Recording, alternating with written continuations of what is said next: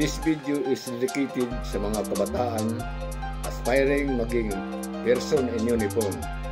Ang kagandahan ng pagbabago sa mga programa ng ating pamahalaan.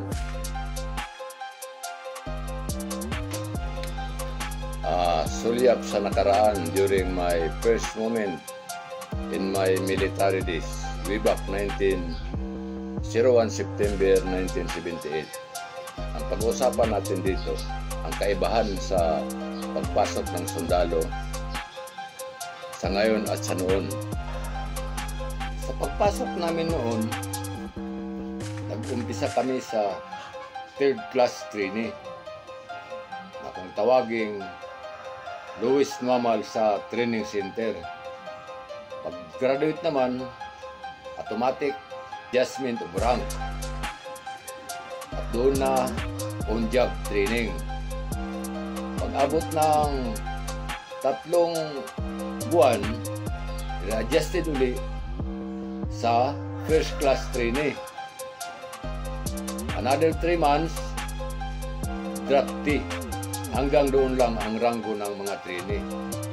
Kung tawagin, civilian no more, but soldier not yet.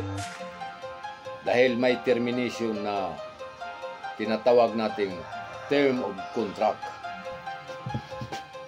Namatay man kami noon, walang benepisyo na makukuha. Hindi nagkakaroon ng pensyon ang mga magulang. Maliban sa parangal at financial assistance na ibibigay. Preparasyon, nasasabak tayo sa training. At dapat nating tandaan, hindi na natin hawak ang mga oras na ayaw na ito sa training schedule. At habang malayo pa, ayon ang katawan sa pag-jogging para mataas ang stamina kung nasa loob ka na ng training center. Ang malaking pagbabago sa ating buhay sa loob ng training center, ang tulog at naayon sa schedule ang pagtulog.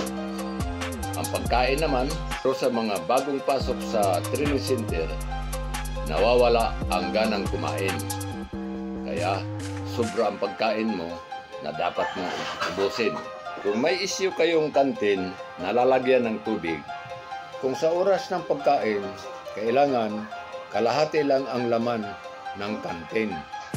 Kung reverse man ang kanilang gagawin, hindi ka mahihirapang gawa ng pamamaraan. Sa panahon ng kami ay kakain, nandoon na ang cheese out. Pero pabilisan, walang spear meal kung tawagin. At kasya sa isang batalyon ang mga misa, gawa sa 2x6 na good lumber. Ang total strength namin noon ay 1,200. 300 galing sa Region 9 sa Buanga City, 300 galing sa Region 10 Iligan, 300 galing sa Region 11 Davao, at 300 naman sa Camp Parang Maguindanao, Cotabato. Naglabasan ang mga talento sa panahon ng open collar na may programa. Ang sa Zamboanga, may Ala Tam Jones ang boses at magaling sumayaw sa baliling. At mayroon namang magaling gumawa ng comedy drama. Ang kuta sa training ay may galing Tawi-Tawi, Ulo, Basilan, Zamboanga City, Zamboanga del Sur, at Zamboanga del Norte. Wala pa ang Sibugay sa panahon na iyon. Sa aking on-job training, na-assign ako sa 1st Provisional PCIMP Company, Zamboanga City District Command, under the close supervision and control of Lieutenant Colonel Corubong Tanod, DC. The creation and composition of 1st Provisional PCIMP Company come from different provinces. Tawi-Tawi, Sulu, Basilan, Zamboanga City, Zamboanga del Sur, and Zamboanga del Norte. Wala pa ang Sibugay sa noon. Dito sa ating nakikita ang headquarters ng First Provisional PCIMP Company. Ang sa taas naman ay ang Samdiscom headquarters.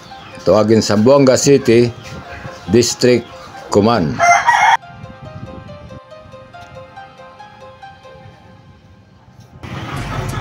At ito naman ang former headquarters ng Regional Command 9. Lahat ng mga trainee ay ni-recall, assigned sa Service Company of Region 9, waiting for the issuance of termination order. At dito magtatapos ang aking video. At huwag kalimutan mag-subscribe para updated ka sa sunod na video.